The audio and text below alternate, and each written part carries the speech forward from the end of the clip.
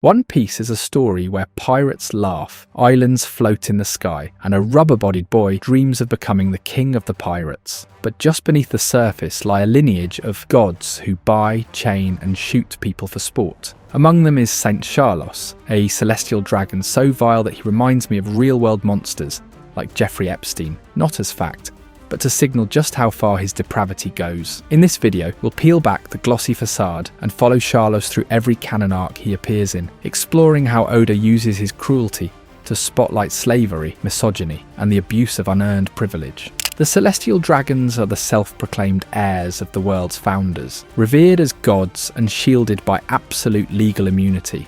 Harming one is treated as blasphemy against a deity and invites devastating retribution. Yet those same nobles use their privilege to enslave commoners and royalty alike, take and discard multiple spouses, and even stage hunts in which other humans become prey. Backed by the world governments and marines, they've normalized violence and exploitation, creating the conditions that allow someone like Saint Charlos to commit atrocities with impunity. He isn't an outlier, but a product of the system itself. When Saint Charlos first appears, the scene is almost comical. He arrives at Grove 24, riding on the back of a human slave, while holding a lapdog. To onlookers, this behaviour might seem like the exaggerated antics of a petty aristocrat, and there is a dark humour in the image of an adult man using another human as a mount while his retainers fuss about his comfort. But this spectacle quickly reveals Charlos's capacity for violence and entitlement. He spots a compassionate nurse named Marie caring for an injured man, and without regard for her consent or existing relationship, announces that she will become his new wife. He then orders his attendants to send away his current 5 wives, treating marriage like a transaction. When Mari's fiancé objects, Charlos draws his pistol and kills him on the spot. He does not apologise or attempt to justify himself. He simply commands his servants to take Mari away. The ability to take anyone off the street and marry them indicates that marriage in Celestial Dragon Society is a form of forced servitude. Charlos's wives have no agency, they are kidnapped or bought, reflecting the dynamics of human trafficking. His callous dismissal of earlier wives when he sees a new woman highlights the disposability of women in his worldview. This behaviour parallels sexual slavery, where perpetrators accumulate and discard victims based on personal whims. This pattern of objectification and murder continues at the human auctioning house. Charlos bids an obscene 500 million berry for the captured mermaid Cammy. When Cammy's friend Hatchin tries to intervene, Charlos shoots Hatchin, laughing that he will now get a fishman slave for free. The cruel joke underscores how he devalues non-human species. His attack triggers Luffy to punch him. And if you enjoyed seeing Charlos get punched just as much as I did, consider subscribing because this breakdown is far from over. Luffy's righteous act invites state violence. The world government immediately dispatches Admiral Kizaru, illustrating the special protection the celestial dragons enjoy. Through this introduction, Oda lays the groundwork for examining the darkest aspect of One Piece, in my opinion. Charlos's cruelty intensifies during the Reverie arc, where he sets his sights on Princess Shirahoshi. Charlos spies on Shirahoshi through binoculars and later arrives with a large helper to pin her down. He announces that he will make Shirahoshi his pet. He orders his slave to place a chain around the princess so she cannot escape. Other world leaders, including King Neptune and Princesses Vivi and Rebecca, are outraged, but hesitate to act because attacking a celestial dragon would bring down the wrath of the world government. Charlos even employs CP0 agents to block anyone who tries to interfere.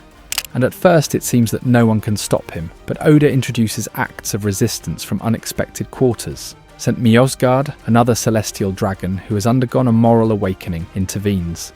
He knocks Charlos unconscious with a spiked club, freeing Shirahoshi. After this humiliation, Charlos goes crying to his father, Saint Roswood, who is seen with Bartholomew Kuma. At this point in the story, Kuma has already been transformed into a pacifista-style weapon, stripped of free will and pain perception, and forcibly enslaved by the world nobles. Roswood openly rides Kuma like a beast of burden, delighting in the fact that even when stabbed or assaulted, Kuma doesn't show pain.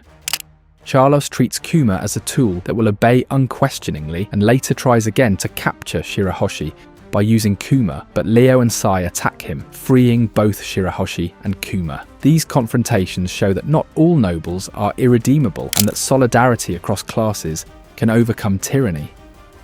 Charlos's pursuit of Shirahoshi demonstrates predatory entitlement. He refers to a princess as his pet, reducing her to property. The public nature of his attempt is deliberate. He knows that the law forbids anyone from harming him, effectively silencing dissent. His use of a slave to restrain Shirahoshi and the involvement of CP0 highlight the apparatus of control available to celestial dragons. Mjosgard's intervention shows that change can come only from within the elite. Commoners and kings are powerless without noble support. Charlos's later attempt using Kuma indicates his obsession and his refusal to accept that he cannot own Shirahoshi. These scenes showcase Charlos as a sexual and psychological predator whose fixation on a young princess emphasizes how the system encourages predatory behavior. By the time the Sabaody and Reverie arcs conclude, the depiction of Saint Charlos paints a portrait of a man steeped in slavery, corruption, and misogyny. He rides humans like animals, casually discards wives, kills anyone who resists his whims, bids on sentient beings at auctions, and publicly chains a princess while calling her his pet. And here's the most disturbing part. If you think about it, Saint Charlos never truly pays. When Luffy punches him, it feels like justice.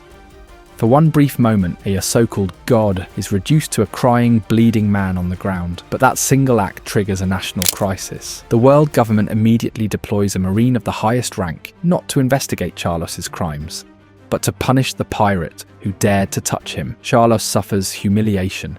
Luffy and countless others suffer the consequences. Then at the Reverie, Mjosgard, a celestial dragon who had genuinely changed after his experience in Fishman Island, strikes Charlos to save Shirahoshi. And once again, Charlos survives.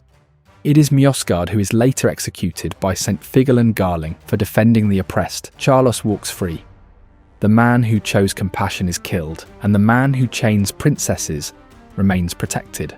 While One Piece gives us many harrowing examples of world noble cruelty, from the Fisher Tiger era, where entire populations were enslaved and subjugated, to the Boa sisters forcing slaves into obedience, and the tragic case of Bartholomew Kuma, whose parents were killed and whose humanity was erased by the world nobles, these are largely systemic horrors driven by entitlement and class oppression. But Saint Charlos represents something even more disturbing at the individual level.